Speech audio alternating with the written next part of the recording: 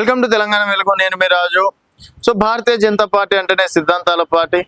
భారతీయ జనతా పార్టీలో ఏ ఒక్కరిది అధికారం నడవదు. హైకమాండ్ చెప్పినట్టు భారతీయ జనతా పార్టీ నడుచుకుంటుంది. వర్గ భేదాలు ఏదైనా ఉన్నా కూడా లోపల నడిపించుకుంటారు, కానీ బయటికి మాత్రం చెప్పారన్నది నిన్న మొన్నటి వరకు మాట. సో యాక్చువల్ గా భారతీయ జనతా పార్టీలోనే ఎక్కువ వర్గ పోరు ఉంటుంది. దాదాపుగా 5-6 మంది టీం వర్గాలుగా పనిచేస్తున్నాయి. ఎవరి వర్గం వాళ్ళనే సపోర్ట్ చేసుకుంటూ వస్తుంది అని ఇప్పుడు బయటపడుతున్నటువంటి నిజాలు. సో ఇది ఎందుకు చెప్తున్నాను అంటే, రీసెంట్ గా బండి సంజయ్ గారు నన్ను ఎంపీగా ఊడించేందుకు కొన్ని శక్తులు ప్రయత్నించాయి. అండ్ హుజరాబాద్ లాంటి నియోజకవర్గంలో నాకు తక్కువ ఓట్లు రావడం అనేది జరిగింది.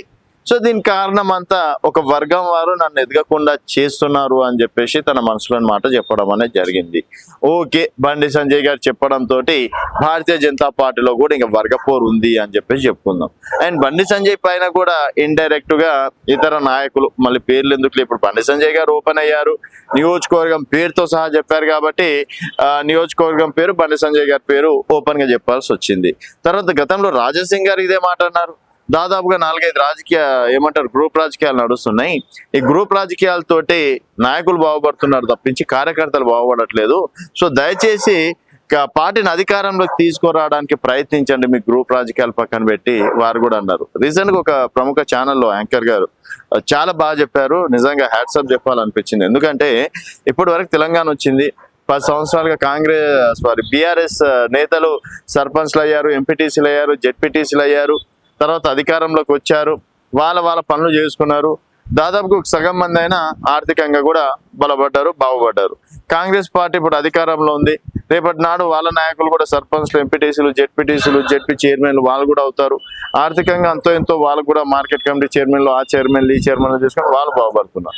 భారతీయ జనతా పార్టీ నాయకులు మాత్రం ఇప్పటివరకు అధికారంలో తీసుకొచ్చినది లేదు. కేవలం ఆ 8 మంది ఎంపీలు, 8 మంది ఎమ్మెల్యేలు, వాళ్ళ రాజకీయం, మా అధ్యక్షుడు, మా కథ, మా కహన, రేపటి నాడు వస్తే నేనే ముఖ్యమంత్రి అవుతాను వాళ్ళు ఫీల్ అవుతున్నారు, కానీ కార్యకర్తల్ని పట్టించుకోవట్లేదు అని చెప్పేసి చాలా బాగా చెప్పడం అనేది జరిగింది. అది నిజమైన కార్యకర్తకి కనెక్ట్ అవ్వడం అనేది కూడా జరిగింది.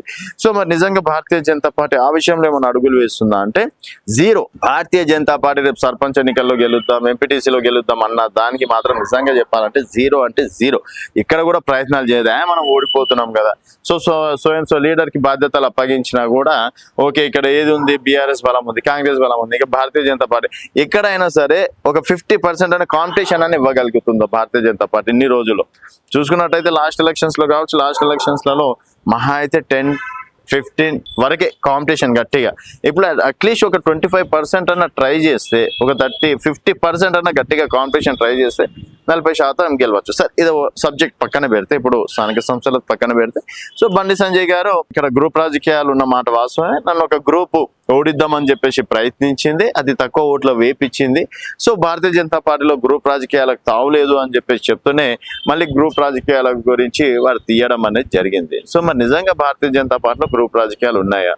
ఆ విషయం నచ్చకనే రాజాసింగ్ బయటికి వెళ్ళడం అనేది జరిగిందా?